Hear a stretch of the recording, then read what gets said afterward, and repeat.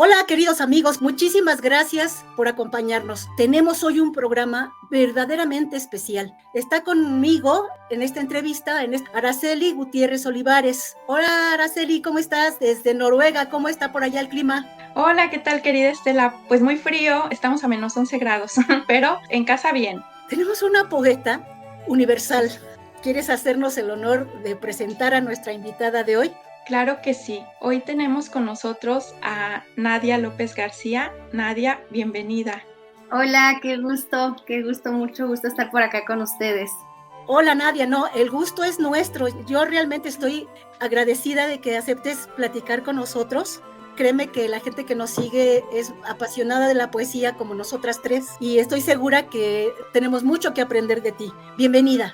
Muchas gracias, querida Estela y Araceli, pues a las personas que nos estén mirando, gracias por quedarse un ratito aquí a platicar con nosotras, donde pues la poesía nos va a unir, ¿no? A sacar, como dicen por ahí, la tela para cortar. Mira, yo voy a mencionar algunos datos generales sobre tu persona, aunque cualquiera que te conozca sabe que te encuentra en todos los medios posibles, televisión, en internet, en todos lados. Nadia López García nació en 1992 en el pueblo de Tlaxiaco, en el centro del universo, en Oaxaca.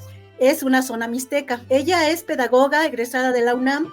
Ha tenido la beca de la Fundación por las Letras Mexicanas entre 2015 y 2017 y también es Premio Nacional de la Juventud 2019. Es Premio Mesoamericano de Poesía Luis Cardosa y Aragón en el 2021. Además, ella está publicada en los libros de texto de la SEP. Nadia, bueno, nos sentimos muy felices que nos acompañes. Pues, ¿nos puedes platicar lo que es para ti toda esta experiencia poética de tus primeras letras, por ejemplo? Sí, claro, pues primero muchas gracias por esta gran bienvenida, les agradezco mucho que pues hayan dicho todo esto de mí, ¿cómo se dice? Me da un rubor, ¿no? O sea, me da me llena mucho de alegría y les agradezco, y también qué bonito que conocen el pueblo Iñusabe, el pueblo mixteco en Oaxaca.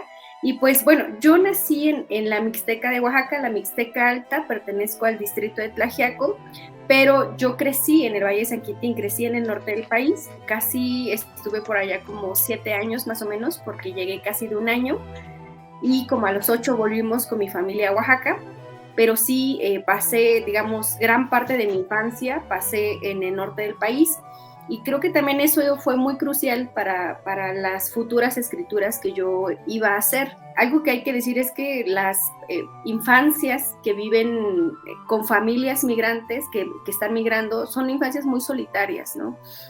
Yo apenas acabo también de regresar de una parte de Estados Unidos y tuve la oportunidad de estar con una familia, conociéndole, y me di cuenta de eso, ¿no? Que las infancias son muy solitarias, ¿no? Porque los papás pasan largas temporadas trabajando, ¿no? Que llegan ya en la tarde, noche, cansados y quieren descansar, preparar la comida, la cena. Eso también hizo que, aparte de que yo pasara como tiempos de mucha soledad, por supuesto que tenía amigas y amigos, pero yo quería platicar con mis papás, yo quería que me contaran cosas, que jugaran conmigo, que me contaran cuentos.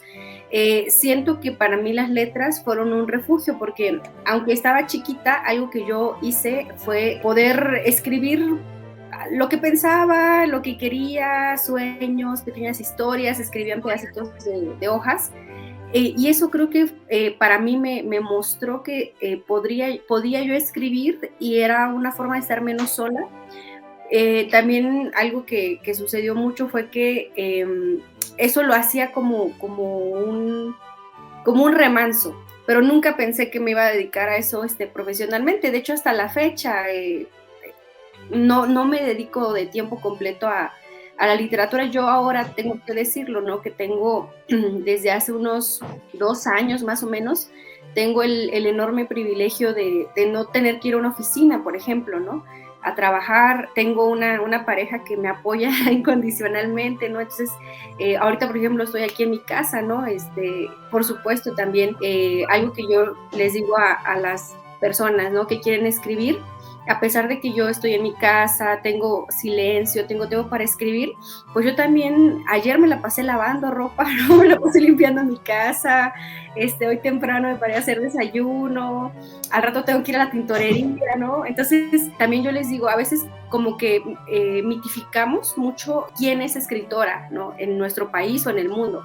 Y pensamos, yo decía, si yo hiciera una lista y le pusiera palomita a de si soy escritora o no, yo te diría no, porque no tengo quizá no tengo una biblioteca, ¿no? de escritora. Tengo una mesa donde también es la mesa donde hacemos muchas cosas, ¿no? Y aquí mismo también pongo mi computadora y me pongo a escribir. Realmente yo tengo varios trabajos, ¿no? Que son virtuales, pues. Entonces digo, así que yo me dediqué todo el día de hoy, voy a dedicarme a escribir, es muy difícil.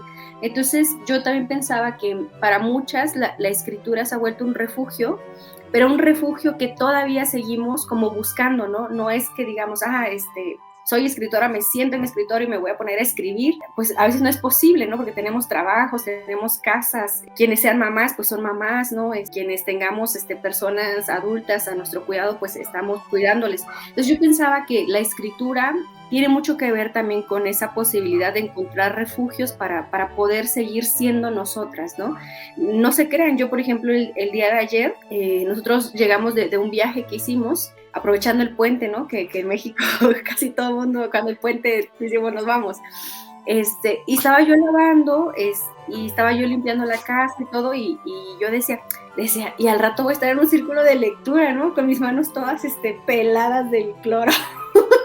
Y decía, pero eso es, ¿no? Para mí no, de pronto he conocido a personas que se dedican a la escritura y parecen como intocables, ¿no? O parecen como muy lejanas o que están en un mundo de creación. Digo, qué bueno que tengan esa oportunidad, esa posibilidad, pero también creo que mucho de las escrituras que a mí me atraen mucho para leer autoras son esas que a pesar de la adversidad lograron florecer, ¿no? Ahorita Araceli me enseñó la nieve y dije, imagínate ese árbol que está rodeado de nieve, va a resistir esa nieve y va a llegar a la primavera y florecerá. Lo mismo pasa con nuestras escrituras, ¿no? A veces hay que resistir que no tengamos un tiempo para escribir, que no tengamos una beca, que no tengamos todas las posibilidades para hacerlo, pero pasando esa nieve vendrá un momento en el que podremos florecer, ¿no? Y nuestras escrituras podrán florecer. Entonces, para mí la poesía y la escritura sí está muy ligada a la resistencia, ¿no? A la resistencia de poder decir, a pesar de todo esto, a pesar de todo el trabajo, del cansancio, vamos a buscar un tiempo para escribir, un tiempo para contar lo que queramos contar, para hacer el poema que queremos hacer. Entonces, para mí la escritura, y creo que también para ustedes, sí está muy ligada a incluso ser rebelde, ¿no? A ser terca, a decir, a ver, no importa, aunque sea en el metro, pero voy a escribir algo, ¿no? Tengo 40 minutos de llegar del sur de la ciudad al norte, entonces voy a escribir algo. Un poco así comenzaron mis primeros escritos. Yo empecé a escribir con mayor formalidad a partir de los 15 años más o menos. Yo en ese entonces todavía yo vivía en Oaxaca, estaba estudiando el bachillerato, y yo estudié el bachillerato mientras vendía dulces en la escuela, ¿no? Yo era la que llevaba la bolsita de dulces y entre clases vendía, pero también por la tarde yo tenía un trabajo en la Central de Abastos, que es un lugar en Oaxaca, que es un mercado donde hay de todo. También hay comedores, y a veces cuando no había clientes, en esos ratitos yo escribía. Cuando me vine a la Ciudad de México, algo que hice fue que yo viví como a 2 horas de mi escuela. Yo viví en una parte que se llama Iztapalapa y mi escuela estaba en Ciudad Universitaria, ¿no? Entonces yo tenía que tomar una combi de donde vivía al primer metro, ¿no? Y del metro tenía que tomar la línea morada, luego tenía que tomar la línea rosa y por fin la línea verde, ¿no? Para llegar hasta CU. Entonces, todo ese trayecto, cuando había posibilidad de que yo encontraba un asiento de sentarme, pues me sentaba a leer, a escribir algunas cosas.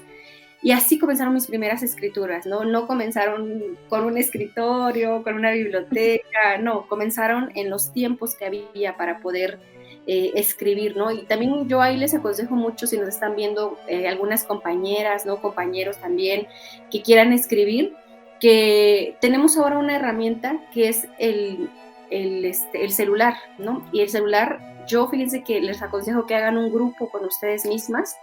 Yo en mi caso le dije a mi esposo, te voy a meter a un grupo y te voy a sacar, ¿no? Porque necesitas 2 personas para hacer un grupo. Yo hice un grupo y este grupo se llama Muy Importante. De foto tiene mi flor favorita, ¿no? Y yo lo metí a él, lo saqué y me quedé solita y es un grupo conmigo. Yo ahí de pronto, que a veces pues que voy, no sé, que a la lavandería o así, y tengo un tiempo que tengo que esperar, me pongo ahí a escribir, ¿no? Y después ya lo paso a la computadora. Como decir, ojalá tengamos un día todo el tiempo para hacerlo, todas las condiciones, pero mientras eso sucede, aprovechemos lo que hay, ¿no? Escribamos con lo que hay, con lo que tengamos, porque yo una vez me convencí de que si yo esperaba la situación idónea para comenzar a escribir, nunca iba a llegar, ¿no? Entonces tenía que hacerlo con lo que se podía. Gracias, Nadia. Mira, te escucho y me estoy escuchando y me estoy recordando, porque tú hablas de, digamos, el exilio, tú te fuiste o te llevaron a otra región donde fuiste a vivir otras cosas. Cuando dices crecen muy solos los niños, yo estaba pensando, es que también en las ciudades, en realidad también en las ciudades en general, mira, yo fui profesora de educación básica, la mayoría estuvieron en escuelas secundarias del Distrito Federal, y parte del problema que teníamos con los jóvenes es que estaban creciendo solos. Uno como profesor pues hacía lo que podía por acogerlos, por darles algo de estructura, pero a veces las familias estaban tan disueltas. Sin embargo, no todos los niños reaccionan igual. Tú no nos has dicho si tienes hermanos y si creciste como hija única. En mi caso éramos en aquel tiempo 7, 8, y conforme, ya cuando llegué a la adolescencia empezó a llamarme esta situación de necesidad de comunicación, y me comunicaba conmigo en mi cuaderno. Pero yo estaba en medio de un montón de gente, y si te das cuenta, creo que había una necesidad, y sigue habiendo una necesidad en ti, de expresarte. Y esto que nos narras de la vida real, ¿de qué se nutre la poesía? ¿De qué nutres tú la poesía? Sí, bueno, antes respondiéndote, sí, tengo hermanas y hermanos, ¿no? Y aparte, ahora que dices que estabas rodeada de mucha gente, pienso que yo estuve rodeada de mucha gente, pero me sentía muy sola. O sea, porque no eran personas que quisieran como convivir conmigo, ¿no? Sino que estaban en una dinámica de trabajo explotado, de que solo querían descansar cuando llegaban a casa. Entonces, con mis hermanas y mis hermanos, pues sí, por supuesto que nos íbamos de vagos, ¿no? A veces después de la escuela teníamos chance de jugar, pero siempre como que deseé esa cercanía con mis papás, ¿no? Yo ahora con mis papás somos muy amorosos, ¿no? Pero digo, claro, en ese momento no se podía, no era una que no se quisiera, ¿no? También había un cansancio. Entonces, también, por ejemplo, uno de mis primeros poemas justamente habla como de, se llama Nutsika, ¿no? En la lejanía. Ese fue mi primer poema que publiqué en internet, en una revista. Ni era revista, era un blog, y habla un poco de eso, ¿no? Como cómo era sentirse lejos, aunque estaba yo con mis papás, pero yo no conocía a mis abuelas, mis abuelos, o sea, no conocía nada de Oaxaca. Pero bueno, ahorita vamos a eso, de qué se nutre la poesía. Justo ayer me preguntaban en un círculo de lectura si lo que yo escribía, si había cosas que eran ficciones o todo era real.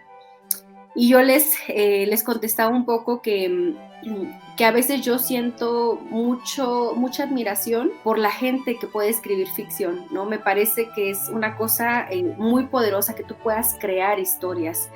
En mi caso, yo siento que tengo que llegar a eso en algún momento, pero por ahora lo que puedo, digamos, hacer más o menos es escribir más bien lo que he vivido, ¿no? Como ponerlo en letras. Y también lo que otras mujeres me han compartido, por ejemplo, el libro de Tierra Mojada, que está en internet, lo pueden descargar así gratuitamente. Es un libro donde algunos poemas, por ejemplo, hay un poema que es de mi tía Jacinta, ¿no? Entonces no es una historia mía, pero es una historia de una mujer de mi casa, ¿no? Y así puedo ir, ¿no? O sea, por ejemplo, el tren, Kushika el tren, son poemas que también trabajé con niñas y con niños, ¿no? Que les di taller. Entonces, digamos, yo siento que en mi caso, la poesía que intento hacer se nutre más bien de las experiencias vividas, de la gente con la que hablo, de los lugares en los que estoy. Y para mí, un poco la poesía, para que sea potente, tiene que ser real, ¿no? Real en el sentido de que te tiene que atravesar a ti, ¿no? Te tiene auténtica. Exacto, Claro. te tienes que atravesar. Yo siento que si escribes, escribes algo que no sientes, que quizá no has vivido, que quizá no te duele, yo creo que va a ser una poesía quizá muy bella, ¿no? Quizá muy estructurada, Sí, muy bien lograda, ¿no? Muy bien medida, pero yo creo que va a estar quizá carente de esa cosa que hace que te enciendas, ¿no? Que también la gente que te lea se encienda. Entonces, en mi caso siento yo eso. De hecho, les digo que yo aquí en su casa no tenemos lavadora, ¿no? Y no tenemos lavadora por una razón de que al departamento que llegamos había una lavadora del departamento. Entonces nosotros, en una de las mudanzas, que en ese entonces veníamos de Tecate, que era una mudanza muy larga, ¿no? De Tecate a Ciudad de México, te dijimos, pues si el departamento, porque tiene estufa, tiene lavadora, no sé qué, pues ¿para qué nos llevamos la nuestra, no? La dejamos, porque aparte entre más cosas más te cobran la mudanza. ¿Y cuál fue nuestra sorpresa? Que estando a un tiempo, el dueño de la casa, la estufa no se puede, está empotrada, pero la lavadora sí nos dijo, oigan, yo voy a ocupar la lavadora, ¿no? Y nosotros así de, ¿cómo? Entonces, entre que de pronto no estábamos y demás, mucha de la ropa se envía a lavar, pero otra, o sea, la ropa como interior o demás, yo la lavo, ¿no? La lavo aquí en casa y la lavo en un lavadero que hay, ¿no? Acá. Entonces, pensaba un poco en qué es esa situación de lavar. Yo luego le cuento a mis amigas y me dicen, Nadia, ¿por qué lavas? O sea, no sé, estar haciendo otras cosas. Le digo, creas o no, a mí lavar me gusta mucho, le digo, porque en primera, como que te paras un rato de estar en el celular o en la computadora, claro, y te pones a hacer algo manual. Quizá esto que les voy a decir va a sonar un poco sorprendente, pero a veces para mí escribir es un poco insoportable. ¿Insoportable en qué sentido? En el que, por ejemplo, ahorita estoy tratando de escribir cosas sobre una primera amiga que tuve de la infancia y es una historia muy fuerte porque yo tuve muchas amigas, pero eran muy efímeras porque mis papás se cambiaban muy seguido de lugar para vivir. Entonces yo me di cuenta que con mi primera amiga que yo recuerdo, yo me bañaba con ella, yo jugaba con ella, y ni siquiera me acuerdo de su apellido. O sea, por ejemplo, no me acuerdo de su apellido y digo, ¿cómo es posible eso, no? Que fue una persona tan importante en mi vida y de pronto nunca más estuvo en mi cabeza, hasta ahora que vuelvo a recordarla, digo, ¿cómo era su nombre completo? O sea, recuerdo su cara, su cabello, de niña, por supuesto, pero no recuerdo su nombre completo. Entonces, ese acto de estar lavando me recordó justo una historia que ella y yo vivimos y fue la que escribí. Entonces digo, todas las cosas que nos pasan, las que vivimos, para mí me ayudan para detonar cosas, ¿no? Para escribir. Creo yo que es eso, a veces estar un poco pendiente de lo que vivimos. A veces son cosas feas, a veces son cosas quizá dolorosas, pero también pienso yo que en el dolor hay mucha memoria, ¿no? Que a veces no hemos dejado ir, ¿no? Entonces es importante traerlo a mente y poder también, o sea, por ejemplo, ahora Dorsal, que es el libro más reciente, es de una historia, ¿no? Que no viví en mi cuerpo directamente, pero que me tocó mirar, escuchar, estar en esa comunidad cuando esa historia sucedió y muchos años después la escribí. Entonces pienso eso, ¿no? Que todas las cosas nos van significando para cosas que podríamos escribir, quizá, ¿no? Hacer. Y creo yo que es eso importante. A veces estamos como en muchas cosas y nos perdemos de lo que está sucediendo, ¿no? De lo que está pasando. Y efectivamente, Nadia, la poesía se nutre de experiencias, de lo que vives, de lo que sientes, de lo que procesa tu mente, de lo que ves y aprendes con los demás. Porque sí, tienes razón, hay gente que se encierra en su biblioteca y hace artilugios con la palabra, pero tú has mencionado en varias entrevistas que para ser poeta se necesita ser honesto, auténtico y valiente. Coincido contigo, porque puedes tener resultados, textos muy bien logrados, pero que carecen de algo. Esto de qué es lo que conecta de un poema con la gente que lo escucha o lo lee. Tú decías hace un rato, yo no me considero escritora. ¿Y qué necesitarías para considerarte? ¿El escribir ficción? Quizás sea la fantasía de muchas de las personas que nos acercamos a publicar, ¿no? Llegar a la novela. ¿Y por qué la novela? Porque recreas mundos que no están, los inventas, tú eres Dios ahí. Te preguntaría yo a ti, ¿tú por qué escoges, por qué poesía y no prosa? Sí, pues fíjate que es una pregunta que de pronto me cuesta contestar porque como que tampoco fue muy pensado, quizás muy poco profesional. Es que yo te lo voy a contestar, yo te lo voy a decir, pero tú dime, a ver qué piensas. porque no fue muy pensado en realidad, como que más bien fue como la forma con la que me fue saliendo, ¿no? Las cosas. Intenté escribir prosa, de hecho hay por ahí un cuento mío publicado. Ahora estoy escribiendo una como, no sé ni qué es, porque como que es un poco de ensayo, pero también tiene un poco de crónica, o sea, de lo que viví y demás. Entonces no sé qué género sea, pero también, por ejemplo, me pasó con Dorsal. Se conoce como poesía, ¿no? Es este libro que escribí, pero en realidad no sabría decirte si es poesía, porque tiene como un montón de estructuras dentro, porque yo un poco he llegado a una pequeña conclusión, y es que un poco quizá con lo que estábamos hablando y lo que estabas comentando, las estructuras, que a veces el pensar voy a escribir un poema, ¿no? A veces incluso te encierra un poco, ¿no? Entonces yo lo que he hecho es como escribir lo que quiero escribir. Si va saliendo en versos, va saliendo en versos, ¿no? Si va saliendo en prosa, va saliendo en prosa. Y siento que eso me ha dado una cierta libertad. Quizá también uno está de pronto, ¿no? Ponerse más estricta, ¿no? Con lo que uno hace. Y bueno, también yo mucho de lo que he escrito está en mi idioma, en mixteco, ¿no? Entonces también el idioma propio es un idioma que es muy monosilábico. Entonces yo siento que en mixteco la poesía tiene, o sea, incluso cómo hablas ya tiene esa estructura, digamos. Uh-huh. Y cuando lo pasaba al español, como que ya se iba dando la traducción, digamos, y quedaba como un poema. Pienso un poco eso, aunque quizá no me he puesto a pensar con detenimiento. Tú hablas en tus entrevistas de rebeldía, de resistencia, no sabes por qué, solo es algo que te empuja, algo que nace aquí y vas hacia adelante, y puedes estar chocando con todo el mundo. En mi generación así fue, porque viniendo de una familia rural y de padres tradicionales, de padre muy hacia el machismo, ser una hija que no se ajusta a las reglas y luego se va a estudiar, ¿qué le pasa a esta loca, no? Y luego mis hermanos, siguiendo la tradición de mi papá, pues mira, andaba como con una espada contra el mundo, la guerra solita, ¿no?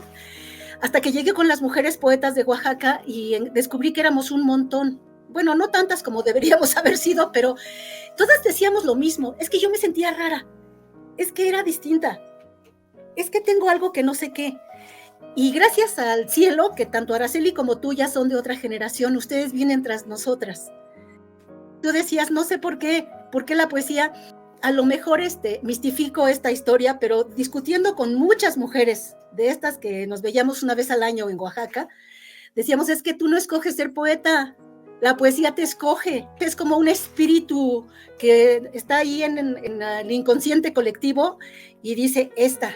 Y tú, Nadia, tú lo traes pero concentrado. Dices, es que no sé si Dorsal es un poema, es una obra de arte, Nadia. Casi que dije, ¿cómo es posible que alguien tan joven sea capaz de expresarse así? Y como dices, puede ser por el idioma. Seguramente contribuye mucho, pero también sabes que noté ahí, creo que esto viene como muy natural en ustedes. Sí, Nadia, todo esto que mencionas, también me siento muy identificada. La literatura como refugio, ese tema me llama mucho la atención.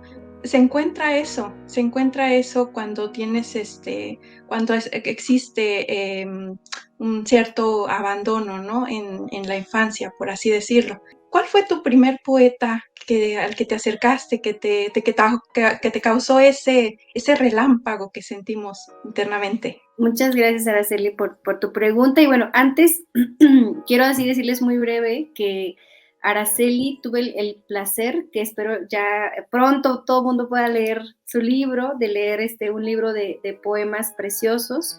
Pienso yo que ahora que dices que nos hemos identificado, tiene que ver con estas migraciones que hemos vivido, ¿no? Yo un poco pienso que por los lugares en donde he vivido, muchas veces ese refugio está en la poesía para nosotras, pero también está en el idioma, ¿no? Que hablamos, que habitamos primero. Y entonces ahora, ¿no? Pienso un poco que sobre todo en estas experiencias que también Estela ha vivido, donde estás un poco como al límite, ¿no? Porque estás quizá no en tu, ¿cómo dicen? No en tu lugar cómodo, no como pez en el agua porque no es tu lugar. Siento que uno busca una cosa para asirse a él, y decir de aquí soy y no me suelto, ¿no? Y creo que para muchas la poesía, la literatura es eso. Entonces, fíjate que yo inicialmente leía mucha prosa, más que poesía. Yo mis primeros, digamos, lecturas que tuve, que por favor, si alguien tiene el libro del perrito en físico, démelo, véndanmelo, porque es un libro que está, ya me lo pasaron en digital, está digitalizado, es un libro que hace muchos años era un libro de la SEP, que era un libro que tenía un perro, ¿no? Era amarillo y tenía un perrito, así blanco, el fondo estaba en un cuadrito negro y el perrito era blanco con manchas, y el libro era amarillo. Y es de los libros más preciosos que yo he tenido en mis manos. Tenía muchos cuentos y como que a partir de ahí me fui fan de leer narrativa, ¿no? Yo en ese momento no tenía libros, mis papás tampoco tenían como esto de compremos libros, no era algo como que estaban en la mente, pues. Y siento que por eso, de alguna forma, me fui leyendo así narrativa. Y uno de los escritores que ahora quizá hace unos años sufrió muchas críticas, ¿no? Por los temas mismos que abordan, pero que yo digo, yo la verdad es que a mí hubo un tiempo que fui muy fan, ¿no? Ahorita ya lo he dejado de leer, no tanto porque no me desagrade, sino porque ya conozco a otras autoras y autores. Pero yo leí muchísimo a Márquez, ¿no? A Gabriel García Márquez. Fueron sobre todo en mi adolescencia. Me leí yo creo que fácil, estoy pensando, no todos sus libros, pero sí yo creo que por lo menos una tercera parte, un poco más, de todo lo que escribió, ¿no? Y más bien fue justo hasta casi la universidad, más bien en la universidad, donde ya comencé a leer poesía. Y comencé a leer poesía porque me fui a estudiar a la UNAM y estudié en una facultad que yo no sabía ni siquiera que había una carrera que se llamaba Letras Hispánicas y que mucha gente la estudia como para escribir, ¿no? Yo no tenía idea de eso, yo agarré pedagogía porque según que era lo que tenía que ver con educación, y pues yo decía, pues cuando yo estaba en Oaxaca, yo iba a estudiar a la normal, si es que iba a estudiar algo superior, pero ya no se dio, y no se dio por una historia muy, muy, ahora lo pienso que todas las cosas que nos pasan, de alguna forma nos preparan para hacer las cosas, ¿no? Yo entré a un bachillerato en Oaxaca, que era un bachillerato que nadie conoce en Oaxaca, pero está en Santa Cruz Amilpas y se llama 5 octavos, así se llama el bachillerato, y es un bachillerato chiquitito que tenía una matrícula de 150 alumnos, o sea, nos conocíamos todos, pues, ¿no? Y era tan chiquito porque tenía una ventaja ese bachillerato. Si tú lograbas entrar a ese bachillerato, que aparte era muy difícil que pasaras la ficha del bachillerato, o sea, que te aceptaran, tenías pase directo a la normal de maestros, ¿no? Entonces, mucha gente, y más en Oaxaca, quería entrar a ese bachillerato en específico porque había un pase directo, no tenías que hacer examen, o sea, era como, ya estudias en el 5 octavos, pasas directo a la normal. Y mucha gente, pues, es lo que queríamos, ¿no? Asegurarnos una plaza de maestros, de maestras, tener quizá un poco más resuelta la vida, ¿no? Pero, ¿cuál es mi sorpresa? Yo concurso, o sea, hago mi examen, paso, y cuando yo entro al bachillerato, termina eso. O sea, se termina ahora ya todo mundo tenía que hacer examen para la normal, y todo mundo ya no salía con plaza, ¿no? Ahora había que concursar por una plaza. Entonces, como que esa cosa tan soleada, ¿no? Que por la que yo había entrado a ese bachillerato se acabó, ¿no? Entonces yo dije, ¿y ahora qué voy a hacer? Pues voy a estudiar para poder pasar mi examen en la normal de maestros. En eso conozco una maestra que me habla de la UNAM, ¿no? Me dice, como siempre, yo tenía un maestro ahí en ese mismo bachillerato que tenía, él tenía un bocho que había adaptado en su cajuela como librería, ¿no? Entonces, no vendía los libros, los prestaba, y si tú leías un libro te subía un punto, él daba historia. Muy fanático de la literatura ese maestro.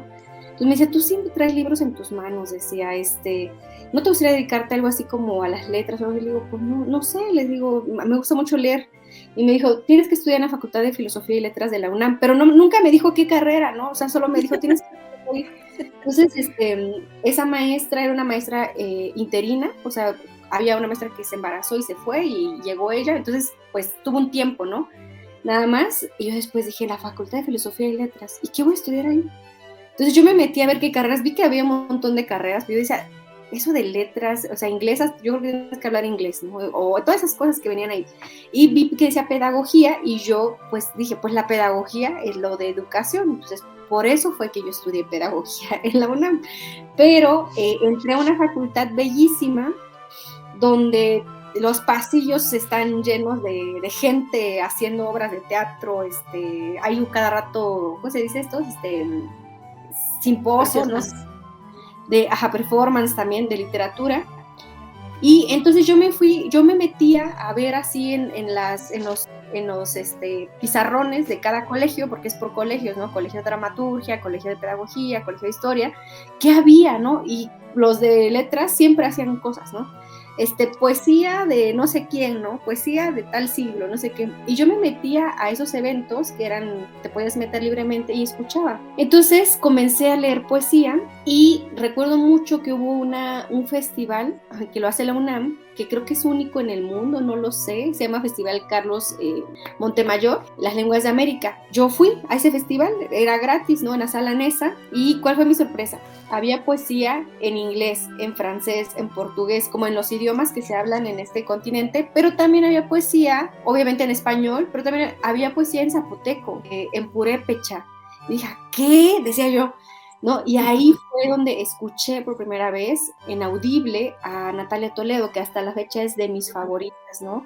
Y así fue como comencé a leer poesía, y fue que me enteré que la gente que habla una lengua originaria publica, ¿no? Y hace cosas.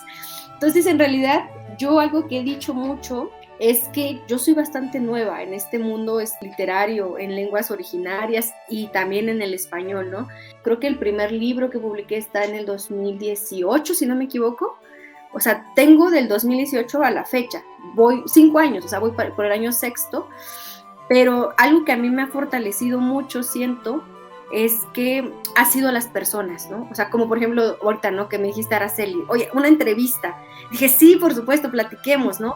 Y así, o sea, que me dicen, oye, conozco a tal, no sé si quieres que platicar con ella. Digo, sí, claro, ¿no? Entonces, yo siento que eso fueron las mismas personas que comenzaron a generar ese ruido, no sé por decirlo, a partir de la persona. Entonces, yo pienso que la literatura no puede ser en solo, si hay toda una comunidad que te respalda, ¿no? Que te lee, que te recomienda, y eso para mí creo que ha sido, como dicen por ahí, la gran palanca, ¿no? Hay mucha gente que piensa, ¿no? Que yo quizá tengo familia en la literatura o yo qué sé. La verdad es que no, yo les digo, no, mis papás muchos años se dedicaron a piscar fresa.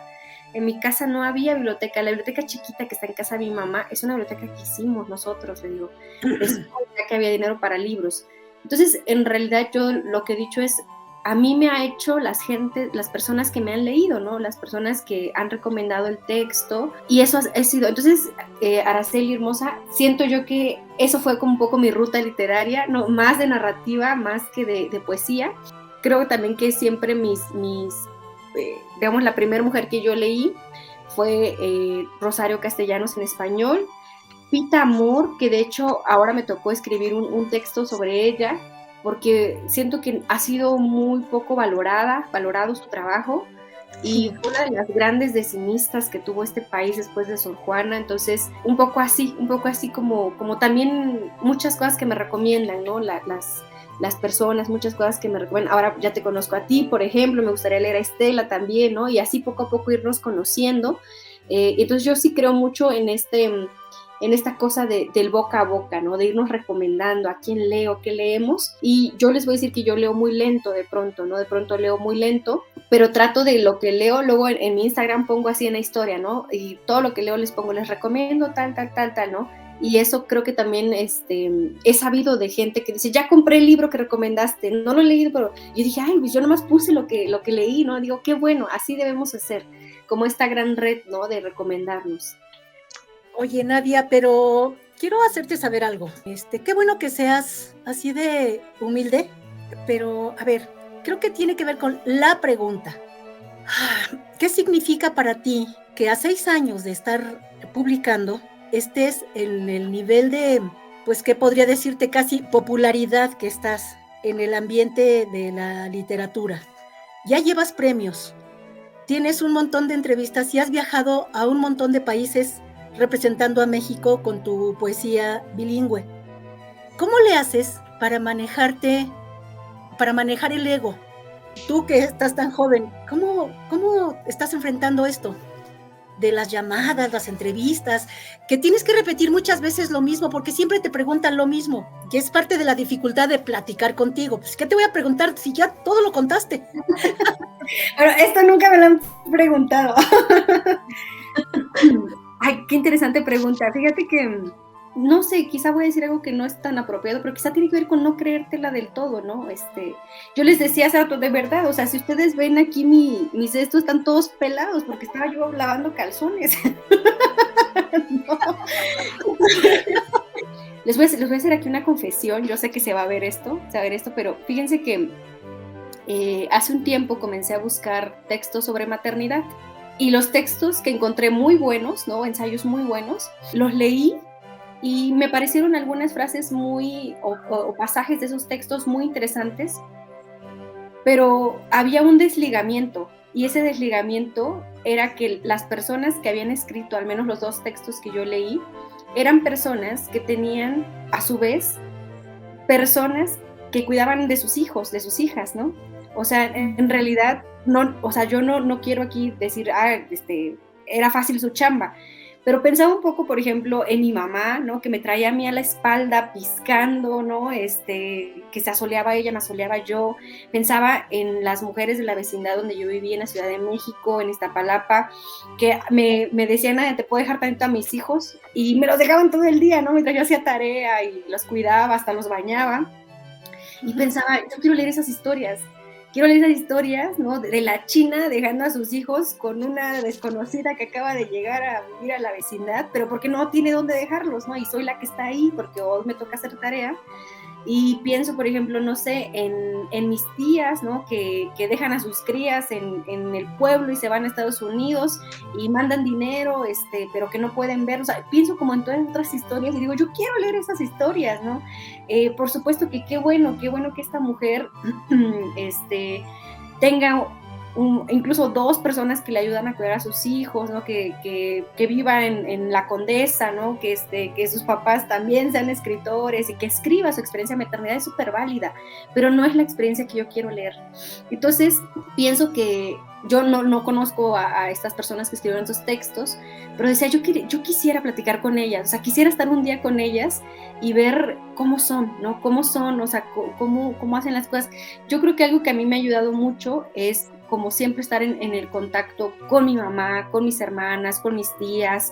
Además tengo un marido que, no crean, me jala las orejas cada que puede, ¿no? Porque siento que mi marido él es abogado, pero él llegó a ser abogado, híjole, un poco nos identificamos mucho él y yo porque su papá de él es obrero, o sea, fue cargador de agua de garrafón, ¿no? Ni siquiera chofer, era el que estaba en el camión, iba al lado del chofer y cargaban, ¿no? Y su mamá, pues, muchos años trabajó, como le dicen, de demostradora, ¿no? Que daba pruebas en los supermercados, cuando se vinieron a la ciudad, esos fueron sus trabajos. Entonces, él me dice, ¿no? O sea, yo sé muy perfectamente de dónde vengo, ¿no? Sé muy perfectamente que quizá ahora el trabajo, la vida, Dios, los rezos de todas nuestras abuelas nos han bendecido, pero sé muy bien de dónde vengo. Y cuando uno sabe de dónde viene, creo que como que ya tienes muy consciente eso y dices, lo demás no es real, ¿no? O sea, es una cosa inventada el sentirte, ¿no? Ahora tuve la oportunidad, por ejemplo, de hacer un viaje a Nueva York, ¿no? Que era mi sueño conocer. Para mí eso es una cosa que jamás iba a suceder, ¿no? Inalcanzable. Sucedió, y digo, pues sucedió por mucho trabajo, ¿no? De poder hacer las cosas, pero digo, eso no cambia nada, no cambia nada, cambia una experiencia más. Y creo yo que también a mí, si de pronto quizá no es muy profesional, porque luego dicen hay que separar al autor de la obra, ¿no? Yo no puedo, no, por más que quiera no puedo, les digo, estos textos que leí yo decía, pero busqué la vida de las escritoras y dije, ay, pero pues ha estudiado en Estados Unidos, ¿no? O sea, vivió en Francia, o sea, tuvo todo, o sea, y mi marido tiene una frase que a mí me gusta mucho que dice, Cuando lo tienes todo, tu único deber es brillar. Quienes no lo tuvimos todo, es una obligación. O sea, es una obligación buscar cosas, ¿no? Que cuando no lo has tenido todo es una obligación hacerlo, ¿no? O sea, por ejemplo, él me decía, ¿no? Que él quería estudiar algo que tuviera que ver con el arte, ¿no? Porque a él le gusta mucho la historia. Y decía, pero yo pensé, si yo estudio historia, ¿de qué voy a trabajar? No, ¿cómo ayudar a mis papás? O sea, yo necesito un trabajo donde sé que puedo, no sé, tener un trabajo que me remunere. Entonces pienso un poco que, les digo, yo ahora tengo un enorme privilegio, y el privilegio es que puedo trabajar desde casa, ¿no? También esta pandemia enseñó que muchas cosas se pueden hacer desde casa, y los trabajos que tengo, los talleres que doy, los doy desde esta computadora, ¿no? Digo, ese es un privilegio, poder estar en tu casa, ¿no? Yo le decía a Araceli, como ayer me la pasé lavando, y hoy temprano pues siempre me despierto a hacer desayuno con Edgar, y él se va y yo me quedo, le digo, me eché una pestañita, ¿no? ¿Y quién tiene ese privilegio de decir, bueno, ya son las 8 de la mañana, ya se fue, voy a dormir una hora, ¿no? O sea, muy poca gente. Entonces creo yo que sí he pensado que muchas cosas no son normales, más bien son privilegios, ¿no? Y creo que eso ha ayudado a que uno sitúe también en dónde está, ¿no? Dicen que los emperadores romanos llevaban a una persona cerca de ellos cuando iban en los desfiles, y todo el mundo los elogiaba y los veía como seres divinos, y esta persona que iba junto al emperador le decía, acuérdate que eres humano. En tu caso, que nunca se te olvide el piso, porque también es cierto que, mira, estás escribiendo muy bien, extremadamente bien, y te está yendo muy bien, pero es muy rápido. Esto va muy rápido. Lo que tú estás logrando a muchas personas les ha costado más de 30 años o 40, y a veces ni lo logran.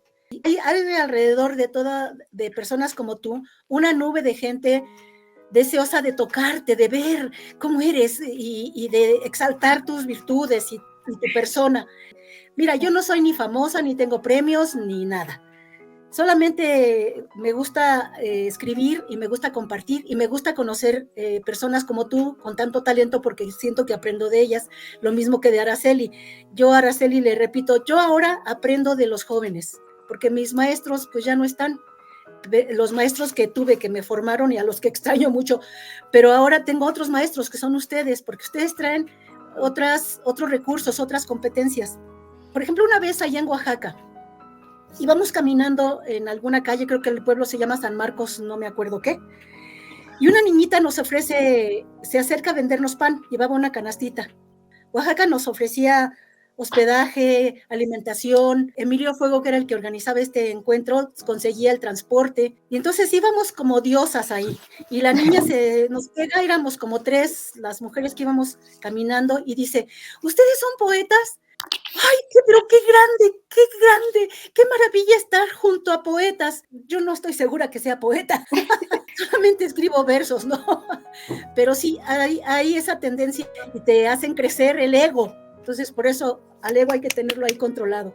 Y también de entender que uno siempre está en proceso, nunca estás terminado. Y a ustedes dos, niñas, antes de que pasemos a la última etapa de esta plática, les quiero hacer saber algo.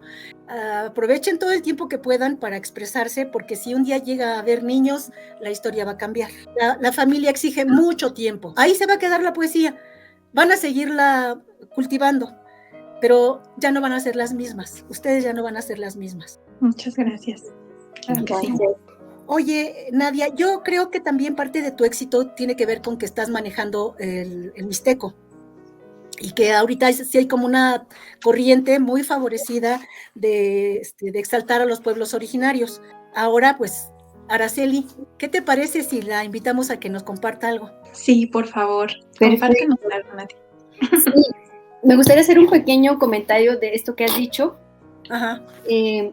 Fíjense que yo he llegado también a una pequeña reflexión, y es que yo tengo cuatro libros bilingües, un sabi y en español, y tengo un solo libro en español, pero ese un solo libro en español que tengo, que nació completamente en español, que no tiene nada que ver con el mixteco, que lo referente en la historia es también de un referente de frontera, ese un solo libro en español que tiene en este septiembre que viene va a cumplir 2 años de publicado, o sea, es recientito. Ha tenido 3 reimpresiones. ¡Wow!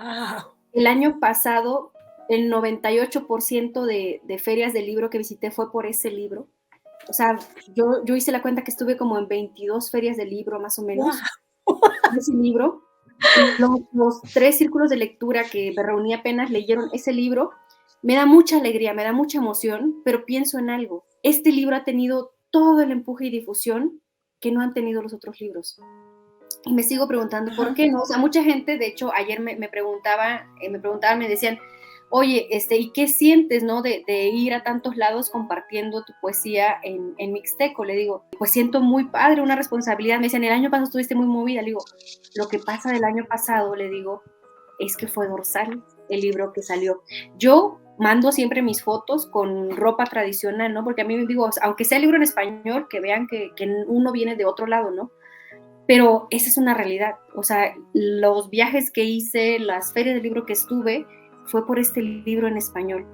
O sea, me tocó ir a la Feria del Libro de Guadalajara, que era un sueño para mí, y me llevó este libro, no los otros. Entonces digo, todavía en México siento yo que no, la poesía en lenguas originarias todavía no tiene esa visibilidad que sí tiene el español, por ejemplo.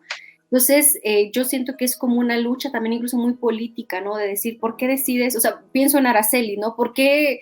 Yo no sé, yo creo que habla noruego, no lo sé, ¿no? Pero, Sí. ¿por qué decides escribir en español si manejas otros idiomas, ¿no? Lo mismo, ¿por qué decides escribir en mixteco si manejas otros idiomas? Y siento que tiene que ver con un posicionamiento político de decir, voy a escribir en el idioma que yo habito, quizá es el menos leído, o sea, yo digo, en Noruega yo no sé quiénes lean en español, no lo sé, pero quizá voy a escribir en este idioma que sé que puede ser que en Europa no me lean, porque pues, ¿quién va a leer en español? Quizá la gente de España y algunos otros que hayan aprendido el idioma. A diferencia que si yo escribo un libro en inglés, que creo que la gran mayoría va a decir, pues, aunque sea con el traductor, pero lo voy a poder leer más o menos. Entonces, ¿por qué decides escribir en cierto idioma, no? O sea, también yo pensaba mucho cuando leía a Araceli, ¿no? En eso. Decía, ¿por qué estando en un país tan lejos, seguramente hablando otro idioma, ¿por qué decides escribir en español? Y también siento que tiene que ver con una postura política y poética, ¿no? De por qué quiero construir un mundo poético desde una lengua que en este momento, en el lugar físico que estoy, quizá no es la lengua más hablada ni más habitada.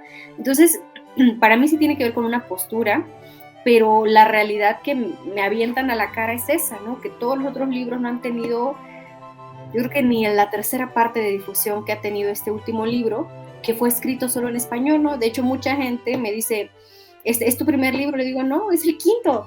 Y me dicen, ¿y por qué no sabíamos de los otros libros? Les digo, yo creo que porque están en mixteco, aunque esté la versión en español en el mismo libro, como que algo pasa en nuestra cabeza y no entramos a ver qué hay, ¿no?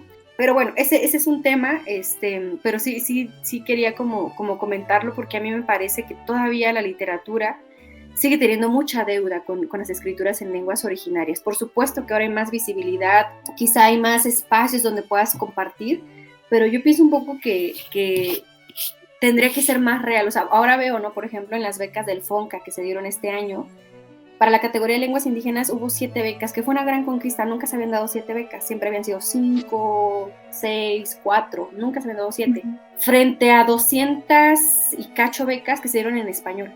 Y, por ejemplo, nada más en el género de poesía, en español, hubo como 11 becas. Para el de narrativa, igual, en español. Y para letras en lenguas indígenas, se llaman letras en lenguas indígenas porque ahí metieron poesía, narrativa, metieron todo. Entonces, en realidad, si tú dices becas de poesía en lenguas indígenas, hubo 2, ¿no? O sea, y son así. Entonces, realmente, siento que todavía hay como mucha deuda, ¿no? Ahora, sí, les leo, porque si no me voy a extender con ese tema. Miren, yo les traje algunos materiales por acá. Te voy a interrumpir tantito respecto a lo que dices de la deuda. Es una deuda histórica, y si es con el idioma, es con las personas. Tiene que ver con la colonización, con el pensamiento europeo, europeizante y ahora norteamericano. falta mucha comprensión, pero también es una oportunidad, porque en el caso de las personas como tú y de muchos otros jóvenes que conozco que están orgullosos de su origen y que están empujando, este trabajo creo que apenas empieza, porque en otras épocas incluso el gobierno estuvo abriendo escuelas bilingües y publicando libros de texto bilingües, pero si la propia gente que tiene el idioma no lo quiere cultivar, no lo reproduce, se va muriendo. Ujú. Entonces ahora, en el caso tuyo y de otras personas, a ustedes como hablantes de las lenguas originarias les toca ir empujando y extender esta corriente, hacer que la gente se sienta orgullosa de su origen y abandonemos Sí, esta idea del que trajeron los colonizadores, ¿no? O los exacto. invasores, o los Sí, sí. invasores. Pero bueno, a ver, vamos a escucharte, Nadia. Ay, perdón, yo también quiero hacer un paréntesis. Sí, claro. Esto de que comentaste, querida Nadia, sobre por qué elegir el español estando en un país, por ejemplo, en Noruega, también aquí pasa. Yo creo que es un tema también de resistencia, ¿no? Porque aquí en Noruega hay dos tipos de noruego, el Ninors y el Bokmål. Entonces, ahorita quien acaba de ganar el premio Nobel escribe en el idioma Ninors, que es un idioma que lo hablan el 20% de la población. Entonces, es un idioma que está de cierta forma, pues se tiene que avanzar, tiene que resistir, por así decirlo, ese idioma y bueno, pues este premio pues le da como también, ¿no? Esta visibilidad de cierta forma. Entonces, yo creo que es en todos lados pasa el tema de los idiomas, ¿no? O sea, yo sí, por ejemplo, si escribiría noruego, escribiría en Nynorsk, pero aquí en Noruega a mí lo que se me ha dado mucho es regresar a mis raíces, regresar a mis orígenes.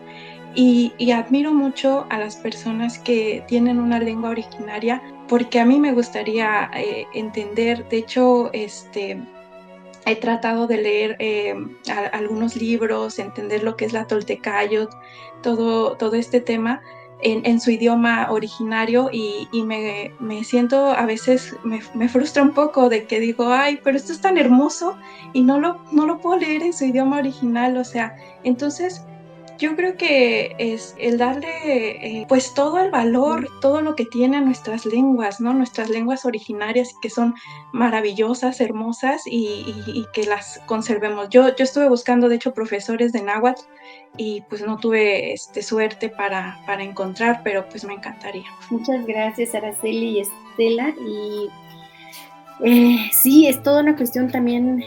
De pronto hay gente, ¿no? Que dice lo político no es poético. Y digo, no lo sé, tal vez sí, tal vez sí.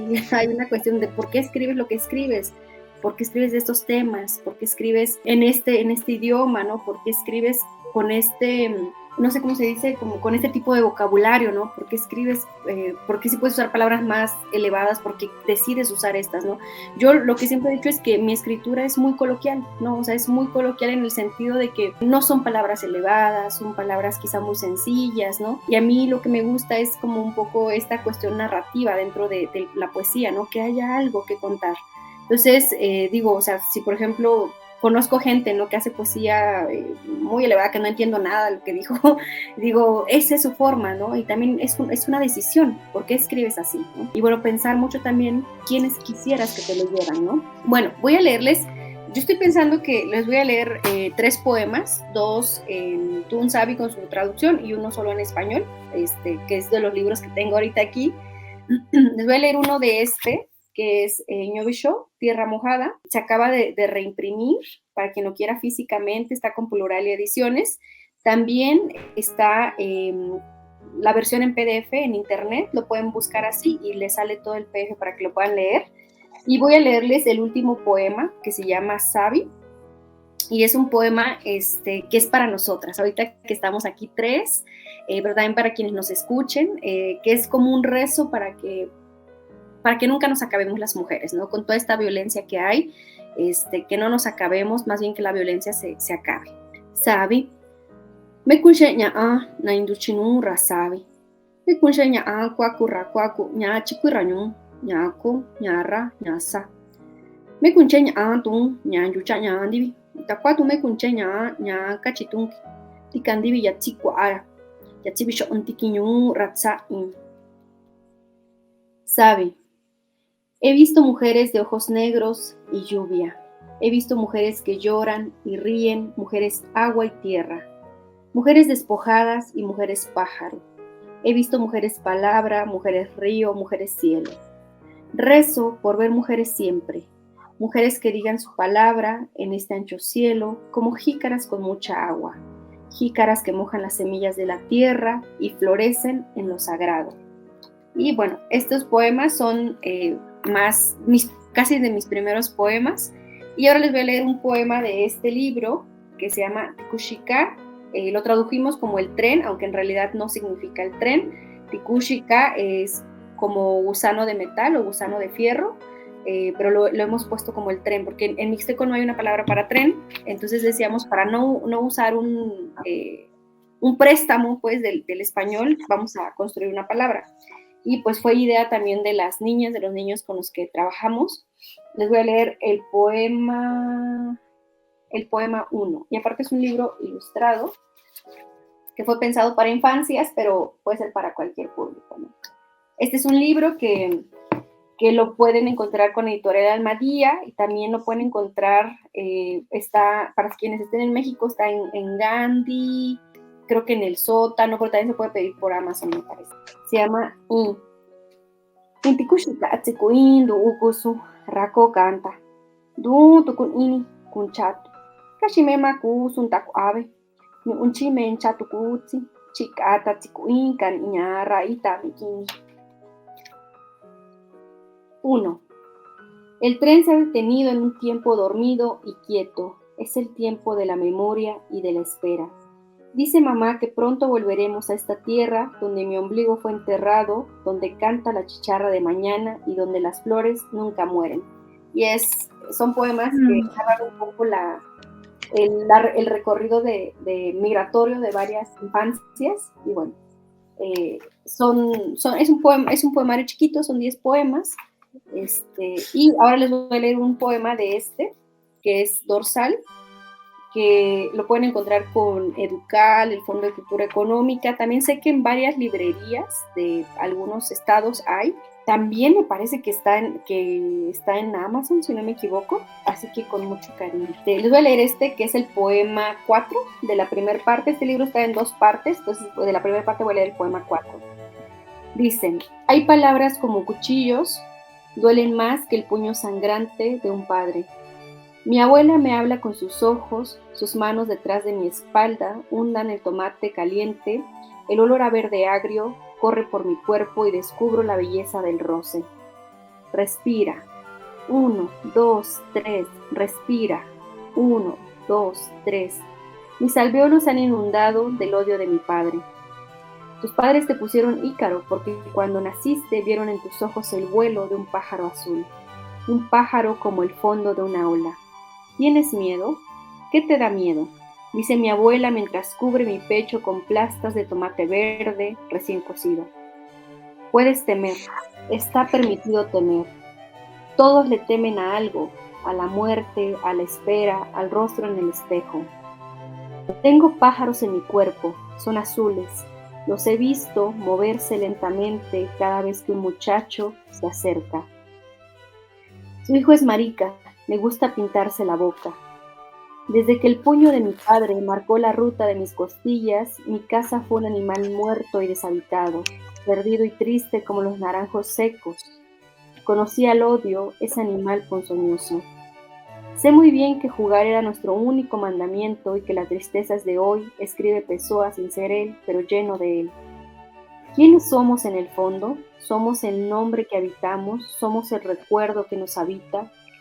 Una vez vi los ojos del miedo, la infinita estrechez de su mirada. El miedo es un pájaro azul que se devora a sí mismo y vuelve a nacer una y otra vez.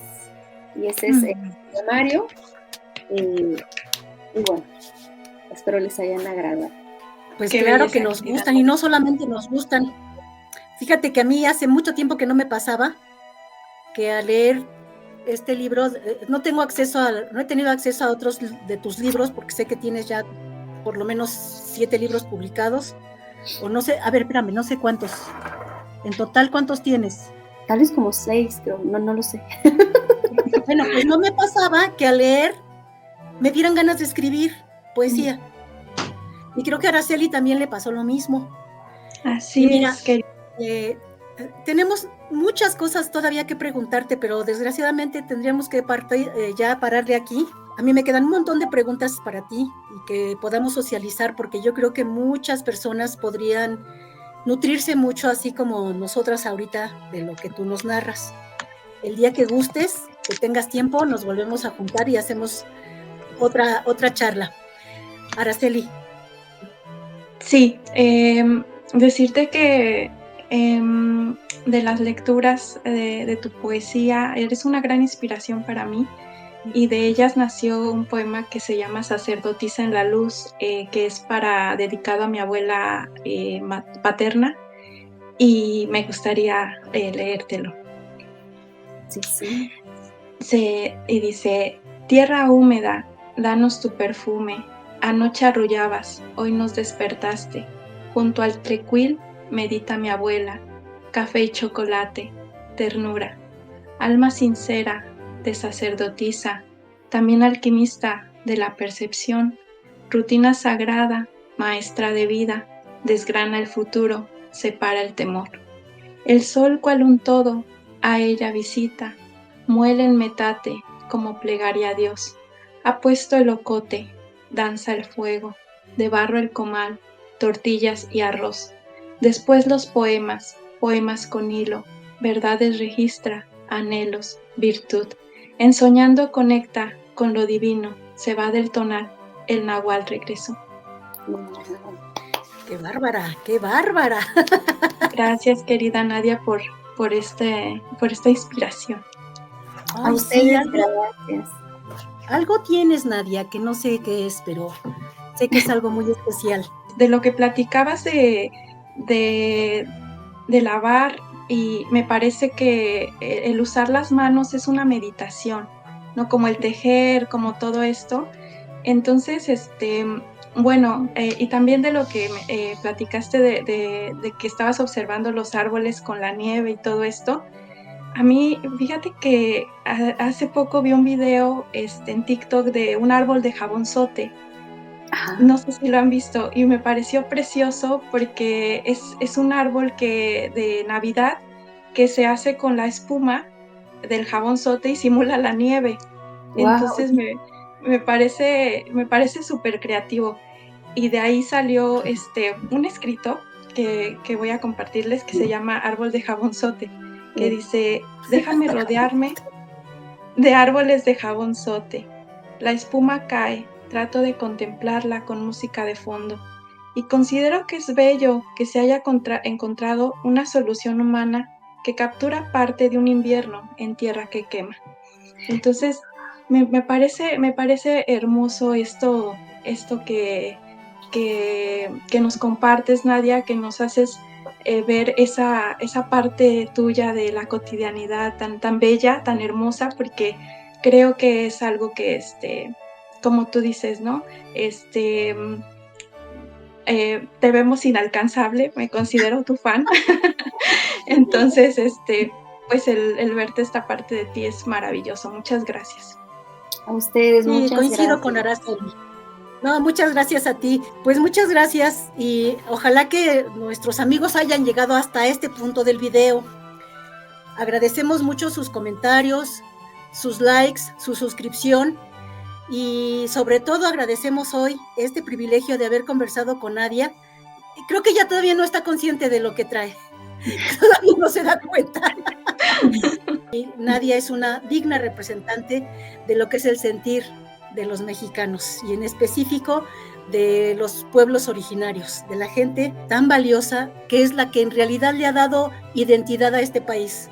Nadia, felicidades, muchas felicidades, y que sigan los éxitos, y gracias por estar con nosotras hoy. A ustedes gracias, muchas gracias, Estela, Araceli, qué lindo ha sido platicar con ustedes. También esto es poesía, ¿no? Detenernos a platicar, claro, a conocernos, a escucharnos. Me ha encantado estar con ustedes, ojalá haya una parte 2.